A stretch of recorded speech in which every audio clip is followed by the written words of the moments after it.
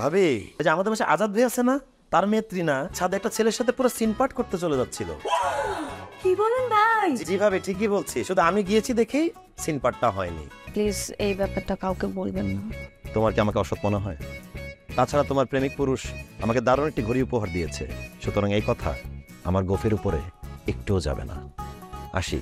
তাছাড়া মেয়েটা হাত পা ধরে এত রিকোয়েস্ট করলো, আপনাকে আপন মনে করে শেয়ার করে ফেললাম, কাউকে বলবেন না প্লিজ। প্রমিস কাউকে বলবো না। ঠিক আছে ভাবি, আস।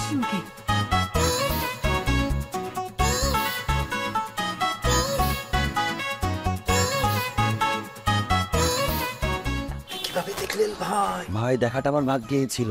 আমি তো যাচ্ছিলাম আমার কাজে, কিন্তু ছাদে ওঠার সময় আমি চুপি চুপি গিয়েছি। গিয়ে দেখি টিনা আর ওই ছেলেটা জায়গায় সিনপাট হতে যাচ্ছে। বলেন ভাই? জি ভাই, শুধু আমি চলে গিয়েছি সময় মতো, তাই সিনপাটটা হয়নি। যাই হোক, আমি আপনাকে আপন মনে করে শেয়ার করলাম, কাউকে আবার বলবেন না।